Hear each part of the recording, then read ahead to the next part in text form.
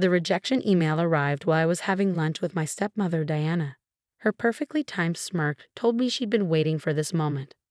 "Oh dear," she said, dabbing her lips with an expensive napkin. "Was that another rejection?" "That's the third company this week, isn't it?" I kept my face neutral as I read the email. The same polite phrasing I'd seen dozen times now.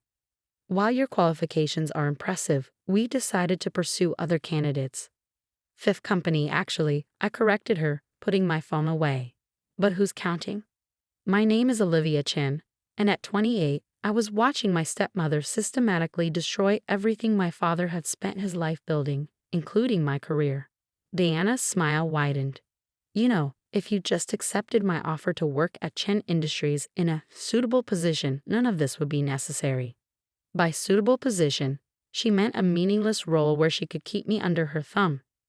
After my father's death 6 months ago, Diana had made it clear that while she'd inherited control of the company, she expected me to know my place.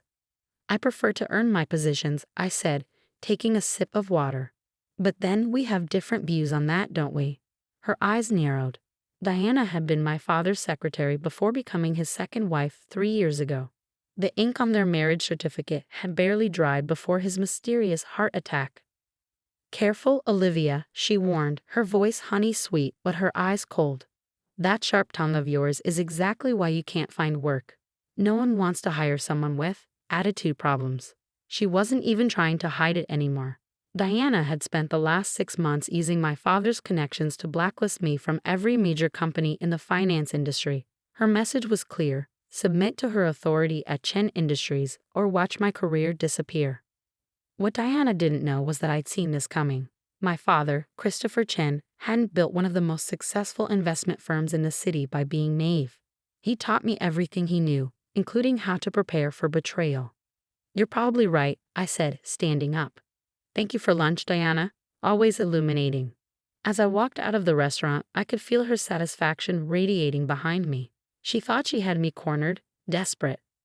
Just another trust fund kid who'd never learned to survive without daddy's money and connections. But my father had taught me so much more than she knew. I caught a cab to the small apartment I now called home. A far cry from the penthouse where I'd grown up, but it served its purpose. Diana thought she'd humiliated me by freezing my accounts and forcing me to downsize. She didn't realize I'd chosen this place specifically for its proximity to the city's financial district. Inside, I went straight to my home office, a converted walk-in closet with a desk, laptop, and walls covered in financial data. This was where I'd spent the last 6 months, watching Diana's every move at Chen Industries. My phone buzzed, a text from Marcus, my father's former head of security. She bought it. Board meeting scheduled for Friday. I smiled, thinking about the seeds I'd been carefully planting. Anonymous tips to board members about questionable transfers. Whispers about Diana's rapid changes to company policy. Questions about the unusual circumstances of my father's death. Diana was smart, but she'd made one crucial mistake. She thought my father had taught me about finance only in the office, during business hours. She didn't know about our late-night strategy sessions, the weekends spent discussing market psychology, the lessons learned over chess games and dim sum. Most importantly, she didn't know about Project Phoenix. I opened my laptop and pulled up a secure folder. Inside were documents my father had prepared in the months before his death. Evidence of Diana's manipulation, records of her secret accounts, proof that she'd been selling company secrets to competitors. But the real treasure was a series of shell companies he'd helped me set up years ago. On paper, they were small investment firms spread across different countries. In reality, they were a network designed to acquire controlling interests in key companies without drawing attention. For 6 months, while Diana was busy blocking my obvious moves, these companies had been quietly buying up shares in Chen Industries' major clients and partners. Each purchase was small enough to fly under the radar. But together, a knock at my door interrupted my thoughts. I quickly closed the laptop and checked the security camera I'd installed, a habit my father had instilled in me. It was Sarah, my best friend and the only person besides Marcus who knew what I was really doing. "Please tell me you're not still eating instant ramen," she said as she walked in, holding up bags of takeout. "You can't overthrow an evil stepmother on cup noodles alone." I laughed, realizing I'd barely eaten at my lunch with Diana. My evil stepmother actually bought me a lovely lunch today. She wanted to gloat about her latest success in ruining my life. Sarah set out containers of Chinese food. From my father's favorite restaurant, I noticed with a pang. How many companies is it now? Lost count, I said, grabbing chopsticks. But it doesn't matter. Everything's ready for Friday. She paused, a dumpling halfway to her mouth. You're sure about this? Once you make your move, there's no going back. I thought about Diana's smug smile, about the way she'd warmed her way into my father's life and then systematically taken everything he'd built. I thought about the questions the police had dismissed about his death, about the medical reports that didn't quite add up. I'm sure, I said firmly. Dad didn't just teach me about business, Sarah. He taught me about justice, about protecting what matters. She nodded, understanding in her eyes. Sarah had known my father since we were kids in boarding school together. She'd seen firsthand how he balanced fierce business acumen with genuine compassion. Tell me the plan again, she said, settling onto my small couch. I want to make sure we haven't missed anything. I pulled out my laptop and brought up a complex diagram of company relationships. It starts with Western Capital. Western Capital was Diana's pride and joy, her first major acquisition as CEO of Chen Industries. She pushed the deal through over objections from the board, claiming it would diversify our portfolio. What she didn't know was that Western Capital was already compromised. Through my shell companies, I controlled enough of their debt to force a restructuring. When I called in those debts on Friday, it would start a domino effect that would ripple through all of Diana's recent acquisitions. The board meeting is at 10 a.m., I explained. Diana will be presenting her grand vision for the company's future. But at 9:45, the first reports of Western Capital's financial irregularities will hit the news. Sarah whistled low. And you're sure about your timing? I nodded. Marcus has everything set up. When Diana tries to deny the problems, he'll accidentally project proof of her own involvement on the boardroom screen. Every questionable deal, every secret payment, every connection to Western Capital's troubles. And then, I said, pulling up another document, the board learns about my shell companies, about how they own not just Western Capital's debt, but controlling interests in half of Diana's pet projects. They'll realize that while she was busy playing CEO, someone else was quietly becoming kingmaker. Sarah was quiet for a moment, processing. Your dad would be proud, not just of the plan, but of how you've handled everything. I felt tears prick at my eyes but blinked them away. Now wasn't the time for emotions. Sometimes I wonder if he knew about Diana, about what she was planning. The way he prepared me taught me to look beyond the obvious. Of course he knew, Sarah said softly. Your dad didn't trust easily, especially after your mom died. He must have seen something in Diana that worried him. I thought about the last conversation I'd had with my father just days before his death. We'd been in his office late at night, playing chess like we always did. Remember, Olivia, he'd said, moving his knight into position. The most dangerous moves often look like mistakes to your opponent. Let them think they've won, and they'll never see the real threat until it's too late. At the time, I thought he was just teaching me chess strategy. Now I wondered if he'd been preparing me for exactly this moment. A notification popped up on my laptop, another email from a company rejecting my application. But this time, instead of frustration, I felt only determination. Diana thought she was winning, thought she'd stripped me of everything that mattered. She didn't understand that my father's real legacy wasn't his money or his company. It was everything he'd taught me about patience, strategy, and justice. Friday was coming, and with it a lesson Diana would never forget. Friday morning dawned clear and cold. I stood in front of my mirror, adjusting the suit I hadn't worn since my father's funeral. Today it felt like armor. My phone buzzed with a text from Marcus. Everything's in place. Board members arriving early. She suspects nothing.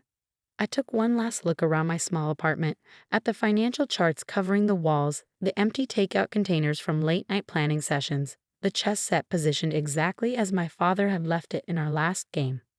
After today, everything would change. The cab ride to Chen Industries felt surreal. The last time I entered the building had been the day Diana had security escort me out, making a show of revoking my access. Now I walked through the lobby openly, head held high. Ms. Chen. The security guard looked uncertain. I'm not sure you're allowed. She's with me. Marcus appeared, badge already out. Board's special request. In the elevator, Marcus briefed me quietly. Diana's been in her office since dawn, preparing for her presentation. She's got the whole board convinced Western Capital is about to announce record profits. I checked my watch, 9:15 a.m. Has Ace set up the projector like we discussed? He nodded, a grim smile on his face. Everything's ready, though I still think you should have let me look deeper into your father's death. One battle at a time, I said as the elevator doors opened. Today is about the company. Justice for Dad. That's next. The boardroom was filling up when we arrived. I recognized most of the faces, people who'd known me since childhood, who'd watched me learn the business from my father. A few nodded slightly, others looked away uncomfortably. Diana swept in at 9:30, immaculate in an expensive suit, her confidence radiating. She faltered slightly when she saw me but recovered quickly. "Olivia, darling," she said loudly. "How unexpected. The board meeting is private." Actually, Robert Chen, my father's oldest friend and head of the board, interrupted. "We invited Olivia. Given the concerns raised about recent company decisions, we felt it appropriate to have all Chen family members present." Diana's smile tightened almost imperceptibly. Of course, though I wasn't aware Olivia had any remaining connection to the company. "Blood is blood," Robert said firmly. "Please begin your presentation." As Diana launched into her carefully prepared speech about growth metrics and strategic acquisitions, I watched the clock. 9:40, 9:42. At exactly 9:45, phones around the room began buzzing. Board members glanced down, faces growing concerned. "Is something wrong?" Diana asked, noticing the distraction. Robert cleared his throat. "Diana, we're seeing some disturbing news about Western Capital. Something about hidden debts and irregular trading patterns." "Impossible," Diana said smoothly. "I personally oversaw the acquisition. Their financials are solid." "Are they?" I spoke for the first time, nodding to Marcus. The projector screen behind Diana suddenly filled with documents, internal memos, bank transfers, encrypted emails between Diana and Western Capital's CEO. "What is this?" she demanded, spinning around. "The truth," I said, standing up. "About Western Capital. About how you've been selling company secrets. About everything." For the next 30 minutes, I laid out my evidence. How Diana had orchestrated the Western Capital deal to hide her own illegal activities. How she'd been systematically weakening Chen Industries while strengthening her personal position. "This is nonsense," she sputtered. "You're just a bitter child who couldn't handle losing Daddy's company." Speaking of my father, I said quietly, "Should we discuss the irregularities in his medical reports? The missing security footage from the night he died? Or should we focus on how my shell companies now control most of your recent acquisitions?" The color drained from her face. "Shell companies? What shell companies?" I pulled up another document showing the complex network of companies I built. "Did you really think my father only taught me what you saw in the office? Every time you blocked me from a job, these companies bought more shares. Every time you flaunted your power, you were actually helping me gain control." The boardroom erupted in chaos. Board members demanded explanations. Diana tried to deny everything, but the evidence was overwhelming. "Mrs. Chen," Robert said heavily, "in light of these revelations, the board is calling for an immediate vote of no confidence." "You can't do this," she hissed. "I'm Christopher's widow. And I'm his daughter," I cut in. "The daughter he spent years preparing for exactly this moment. Check your contracts, Diana. Really check them. Those shell companies don't just own shares in our partners. They own controlling interest in your personal holding companies too." She staggered slightly, realization dawning. "The offshore accounts, all traced back to you. The SEC will be particularly interested in those." The next few hours passed in a blur of lawyers, statements, and signatures. Diana was removed as CEO, pending criminal investigation. The board appointed me interim chief executive, with Robert as special advisor. By sunset, I was sitting in my father's old office, my office now, looking out over the sea. The chess set he kept on his desk was exactly as I remembered it. Sarah found me there, 2 glasses of champagne in hand. "Your dad would be popping champagne right now," she said, handing me one. His daughter, not just beating them at their own game, but creating a whole new one. I smiled, thinking of all his lessons. The game's not over yet. There's still the question of his death.